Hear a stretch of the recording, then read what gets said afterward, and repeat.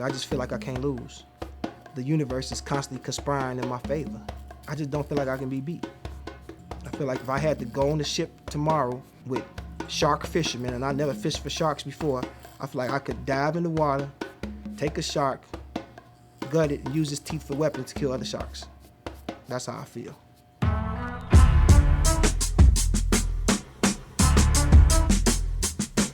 So Malik Yusef, tell me about your childhood and growing up in Chicago's Wild Hundreds. Where I feel like home is right where I'm at now. 12-8, South Side, Wild Hundreds, 127, Halsted. The basis of my understanding of loyalty and brotherhood and companionship and fear and expectation. And some of the things you do here, some of the things you do in the most hostile environments, in the wildest conditions to survive. A lot of these people came out here looking for the American dream. And the American dream is just that. It's a dream, I think my biggest dream was to be able to get away from my mother, from her oppression, you know what I'm saying? When you constantly trying to get somebody to love you, you need to take that and internalize that and love yourself more. When I started to love myself and started to have stone love, it changed. Once I realized I didn't have to stay in the house, that was it. I was good from there. So what have been some of the highlights of the life of Malik Yusef as the writer, the poet, the actor, the man? First of all, the hilarity of the fact that I have a career is so, I don't even know what to say. I've worked with, Common, Kanye, Carl Thomas, Twista, Raheem Devon, Adam Levine, Big Nasty, Crucial Conflict, Do or Die, R.E.M., Josh Stone, Justin Timberlake, CeeLo Green. I've got tons of awards, hundreds of awards, and citations of different sorts, and placements and plaques and shit like that. That's not really the thing, though. When I look at those things, I look at the process behind them. How did I get this Grammy right here? How did this Grammy happen? How did this award happen? What did I do to get that? And then I can make a recipe out of it. And everybody can have the same ingredients. Get a couple friends and grab a microphone, get some studio equipment, and try to be Malik Yusef. But see, it's not that. Those are just the ingredients.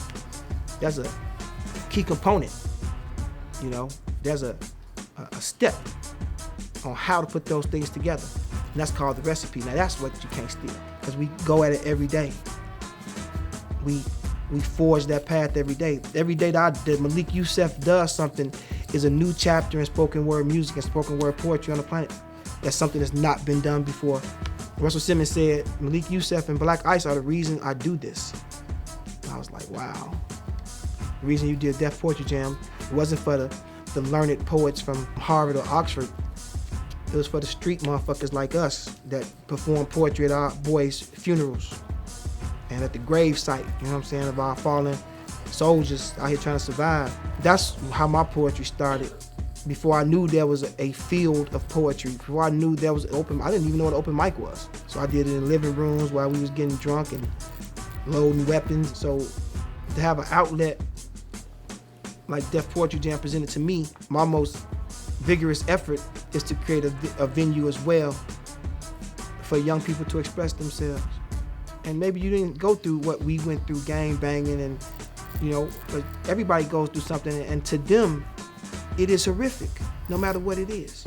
It's well known that there's a lot of violence in Chicago. Not that it's not going on everywhere, but if you had the words that could end the violence or just make the kids stop and pause, what would you say to the youth in Chicago?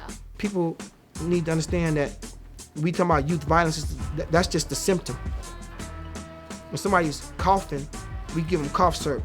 That's idiotic. The problem's not the cough, it's what's going on inside. The violence is just a microcosm of the MAC, which is we don't let our children express themselves on this earth. Self-expression is so important. It's mandatory for the evolution of a human being.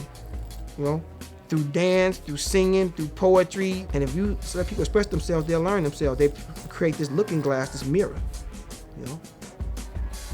I became myself through poetry.